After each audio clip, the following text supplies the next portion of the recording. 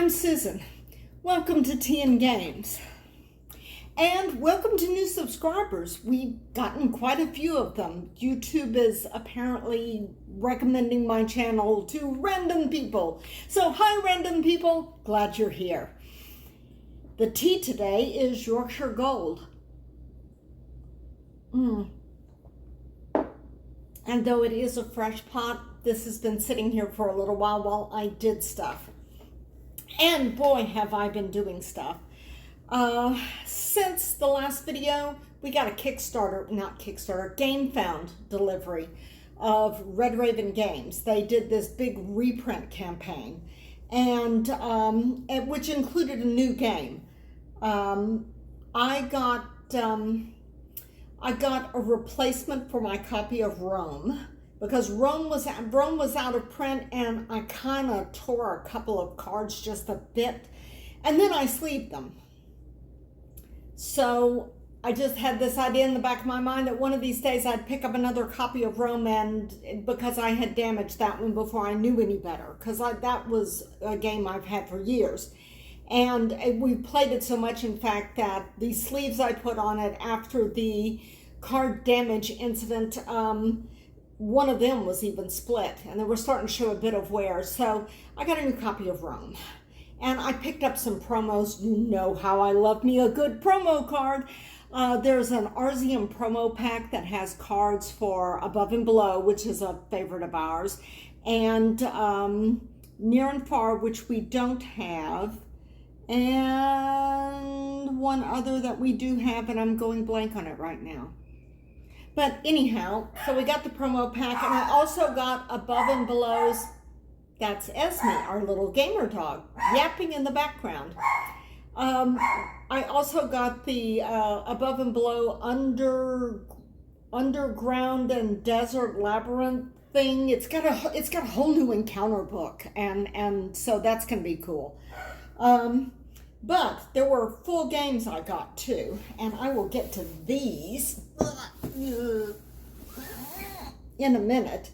The full games that were in this is, they did a reprint. They added City of Iron 2nd edition to the campaign.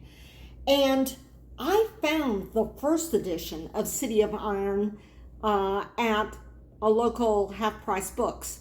And because it's the first game that's set in Arzium, I wanted to get a look at it. So we got it and we played it. And the first playthrough was pretty rough, but we looked at it and we thought, yeah, I see the potential of this. I think that this could be something pretty good. Even though it was 1st edition and we were like, chunking our way through the first gameplay where everything is just kind of very clunky. I always say first plays are like the first pancake. They're always just a little bit messed up. So we got rid of that 1st edition. We sold it back to half price so that way somebody else gets a chance to try it out. And I added the 2nd edition onto my Gamefound pledge. So we're looking forward to trying this. It looks very different. I have to say, it does look very different. And that's the thing. Whoa, sorry about the shake. I punched everything, inventoried everything.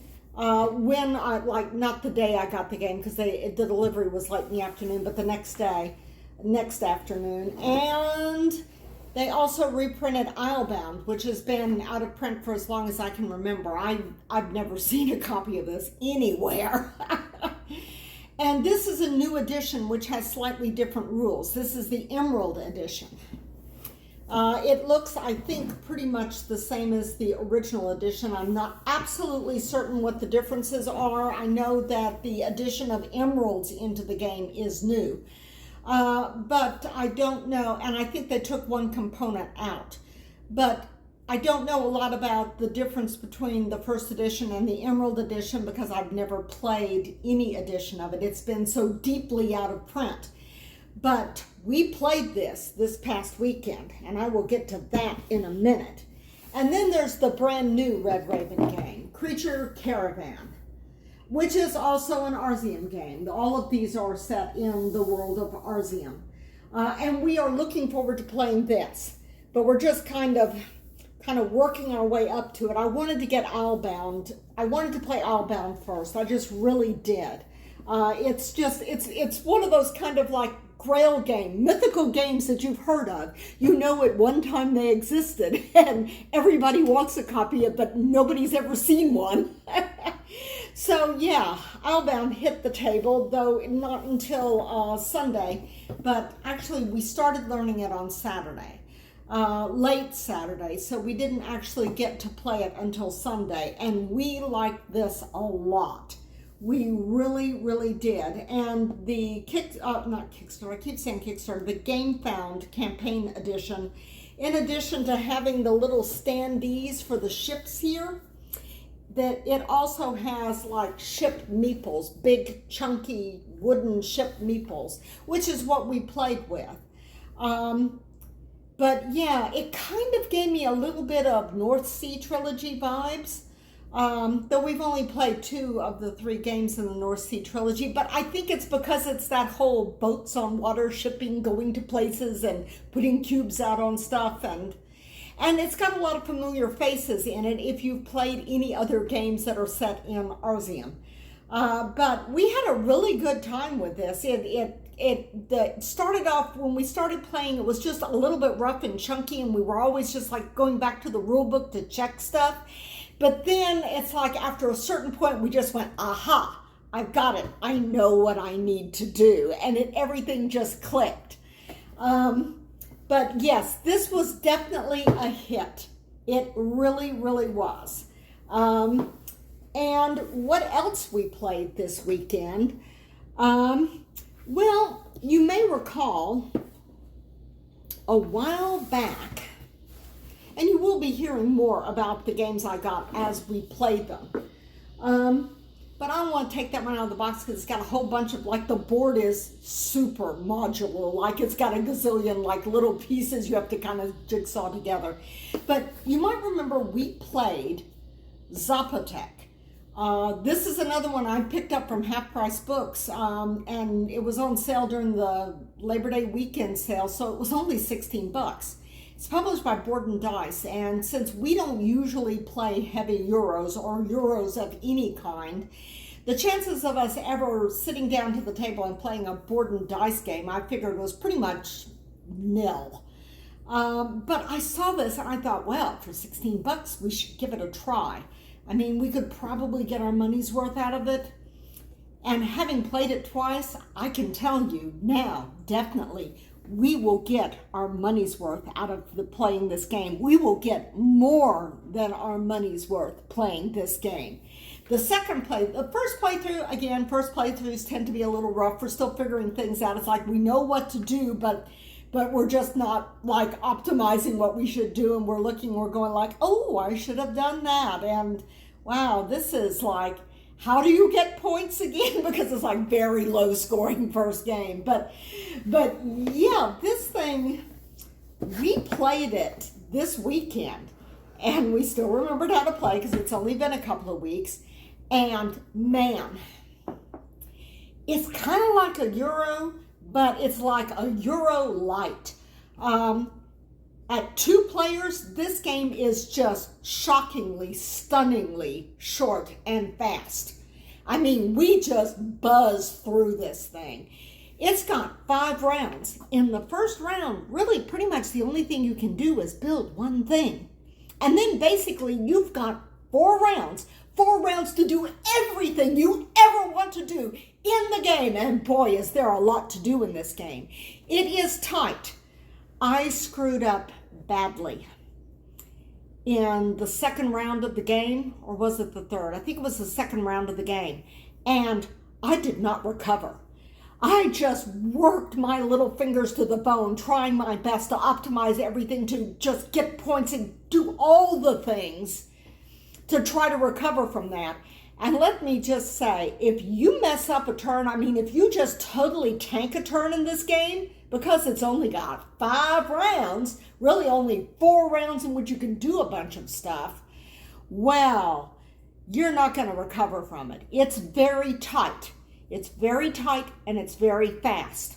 You really, and I mean, the first playthrough, this wasn't so obvious because the first playthrough of the game, you know, we were both making horrible mistakes left and right. So, you know, we just kind of like limped our way through it. These are the player boards. There is a nifty grid that you put things on to get resources, which we like that mechanism. We liked it a lot. And this is the game board. It has a very nice table presence. Just from the game board, you may notice it's got 4 corners on this board, but there are only 3 cities. There is a green city, a blue city, and a gold city. And this is important because you have cards that tell you where you can build. Sometimes it's a specific city, sometimes it's a specific region within the city, sometimes it's a specific type of tile. And the things that you build, you get resources off of them. And there's also, you may notice those big slots there, that's where the pyramids go. And when I talk about table presence, your player colors are very, very striking.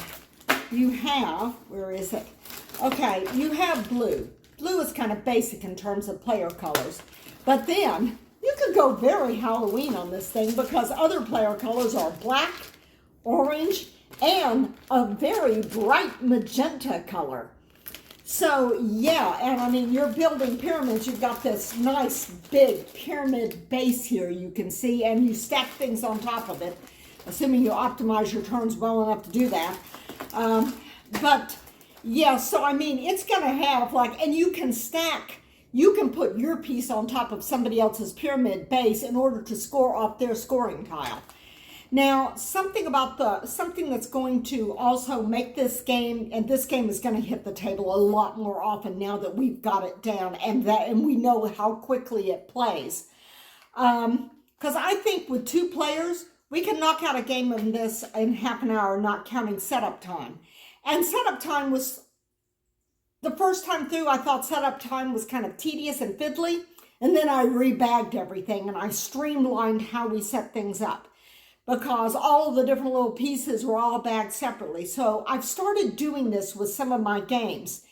If at the beginning of the game, all the players get a whole bunch of pieces and a whole bunch of different pieces, you know, it's like, well, they've got the pieces in their player color, and then they get so many of this and that and the other, and, you know, 3 of these kind of pieces and 4 of those and that kind of thing. It all goes into the bag. That way, you take the things out, hand the bag to every player. They set up their player board. There is also these things. These tiles. This is the most time-consuming thing, is putting these tiles on the matching colors. And if you're not playing 3 or 4 player, there are spaces that you don't put, that you don't cover, that are marked 3 and 4 player if you're playing 2 player.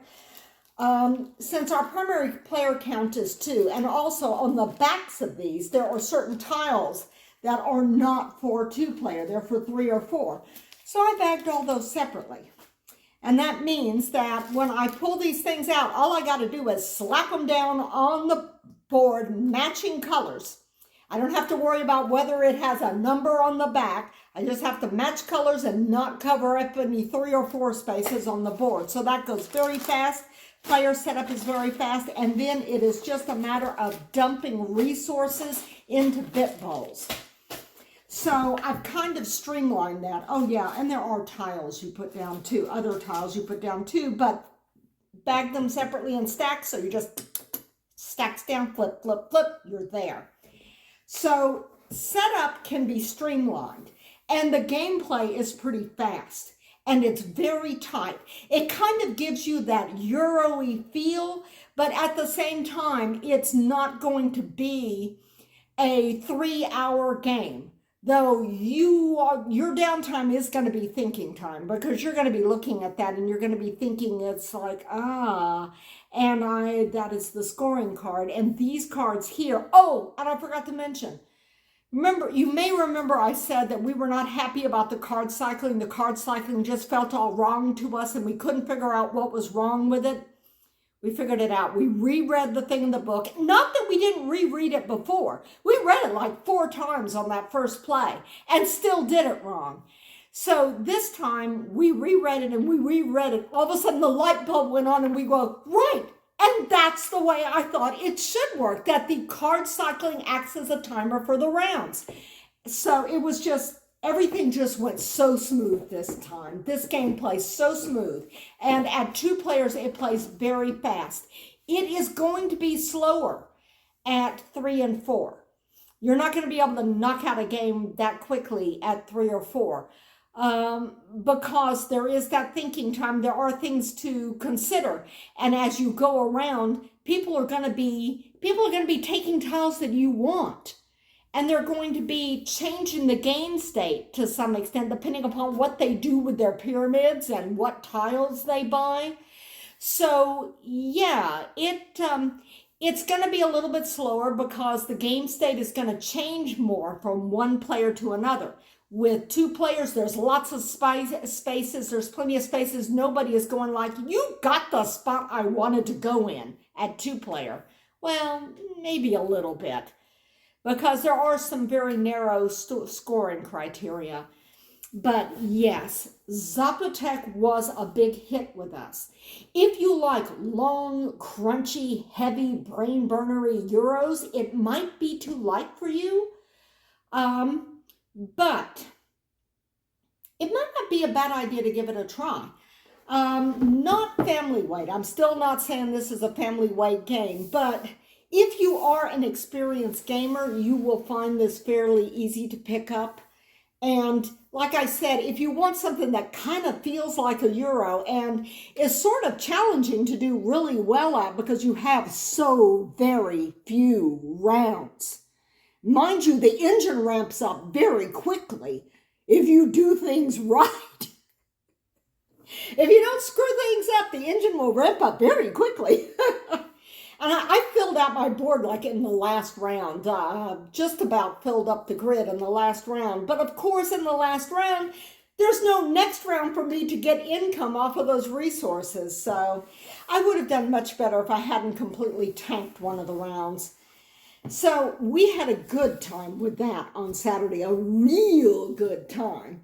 And then we played Lunar Outpost, which was yet another impulse buy from Half Price Books. There were 2 brand new sealed copies of it at Half Price Books.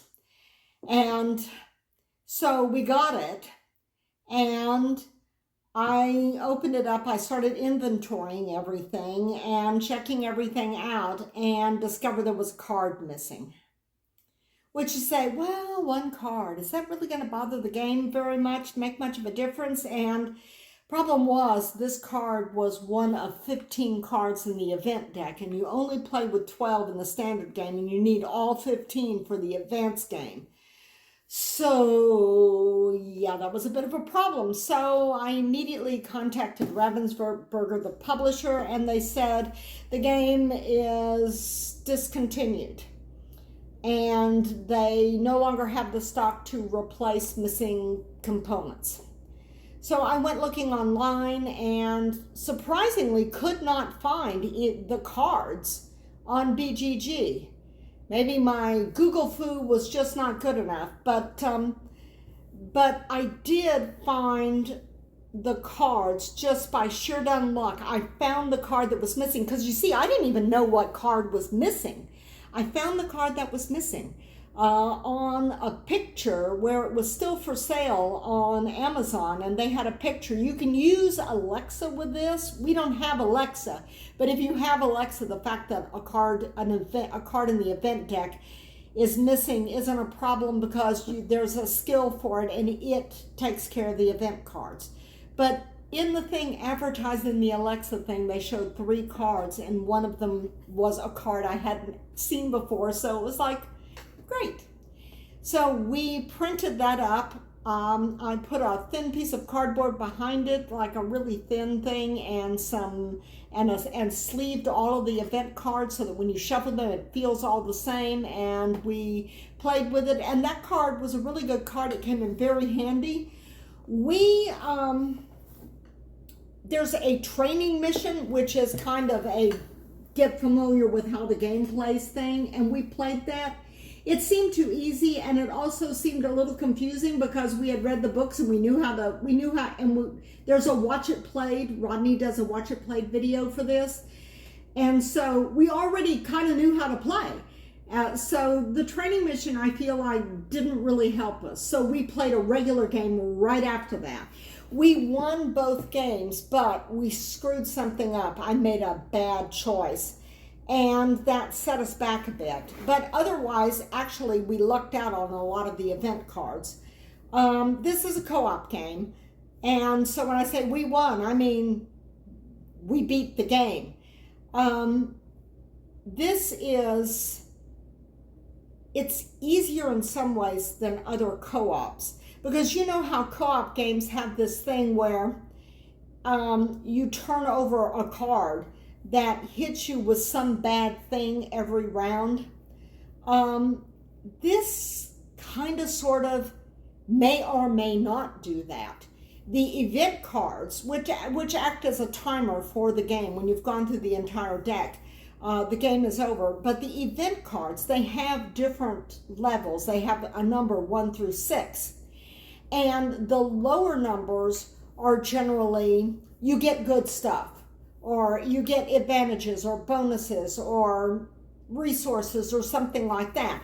And then like the bottom ones, like 5 and 6 or 6 or sometimes 4, 5, and 6 are in red. And those are usually a bad event that will set you back. And quite often in the middle of the card, and this may be anywhere from 2 to 5, but it could be 1 line, it could be 2 or 3 lines. It just says, you know, mission is good, have a good day, crew, or something like that. So there is a greater possibility when you roll the die, and there's 1 die. When you roll the die, there is statistically a good possibility that you will, depending upon the card, but I would say on a balance, a good possibility that either nothing bad will happen, nothing good either, or something good will happen as opposed to something bad. But we did get some of those event cards where parts of the habitat were damaged, so they had to go offline and we had to rebuild them. You have to match some things up. You have to have things that match the dome. All the pieces, like we use the green dome, and some of these pieces have prerequisite pieces that have to be built, so you need to choose wisely what you're going to build for the next ring, plan ahead. So yeah, it was an interesting game, and if I hadn't made a bad decision and screwed things up, given the same amount of luck in the event cards, we probably would have won sooner than we did, but because of the screw up, we got down to the very last event card. I mean, we literally won right there at the very end, like by the skin of our teeth. And that was on what they consider the regular game. There is an advanced game, which adds the outer ring. The training mission is like the inner ring. The regular game is the inner ring and the middle ring that you have to build. Let me show you this. And then the advanced game, you've got 3 rings you have to build, and you use all 15 event cards. But I'm kind of sorry that this has been discontinued, because we had a lot of fun with it. It was interesting and engaging. It is not the toughest co-op we've done, but then again, we got lucky. This game has more luck in it than a lot of co-ops, because, like I said, you roll the die for the event cards, and sometimes you're going to be just fine. As a matter of fact, I think a lot of the time you're going to be just fine. But at the same time, the setbacks are enough that they are setbacks. So if you tend to roll high every time, you're going to be in a world of hurt. We just kind of, our rolls were pretty much average. So, we did pretty well on it. I would like to get some more plays on it to just kind of see how our luck feels from one game to another, see how it feels to do other things. There are storage pods in one of those rings that I didn't even use. we didn't even use. I was the one that was looking at those storage pods, and I'm going like, could we use those for something? But then I'm thinking like, no, we need to do this next and this, and we are on track. So I just didn't get diverted. But we did have some storage in the mining area that turned out to be really helpful. There's some very good cards in this game. Of course, there are some cards that are less helpful. It's like you're looking at this and you're going like, well, this would have been a great card like, 2 turns ago? But right now, it is not going to help me at all. So, yeah, and there's a hand limit of 3, so that keeps it kind of tight. There were a lot of times where Robert couldn't take a card because he had like 3 cards. It was not a good time to use any of them, and he couldn't get any new cards. So he had to wait until he got the right card, the right circumstances to draw or use a card. But that's kind of the way the weekend went. Zapotec for our second game on Saturday. Also 2 games of Lunar Outpost. The training mission and the regular game, and then started learning Islebound on Saturday, set it up on the table and started learning how to play it, and then played Islebound on Sunday. I think we actually started the game. No, we started it Sunday morning. I can't remember if we started it late Saturday or early Sunday. So punchy. But yeah, we've got a bunch more Red Raven games in the house that we are looking forward to playing, in addition to some other new stuff that we've gotten. I do have, I think, another Kickstarter on the way, Kickstarter delivery on the way, but we shall see. But it's a kind of an unusual weekend because we played a lot of new stuff. A lot of times we are replaying familiar favorites in addition to like one longer game or one newer game, but we got first plays of 2 games in and a second play of another.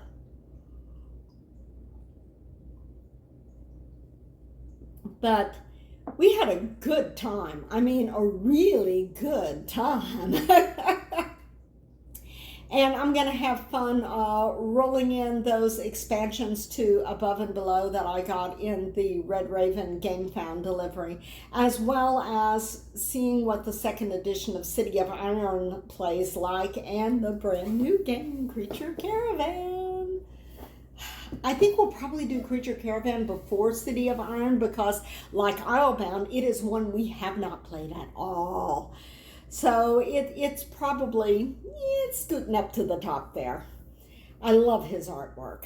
And it was just a really nice kind of thing to see Islebound spread out on the table. And it was just a really nice afternoon when I had that stack of Red Raven games and I'm just going through them, punching and inventorying, and just immersing myself in all of those breathtaking visuals, because Ryan Lockett is such a good artist. One of my favorites, at least. But anyhow, that's what's been going on here, and I'm going to try to make a second video to sort of celebrate the 2nd channel anniversary later this week. So cross fingers, I'm hoping to get that done. And I will see y'all next time round the table. Bye!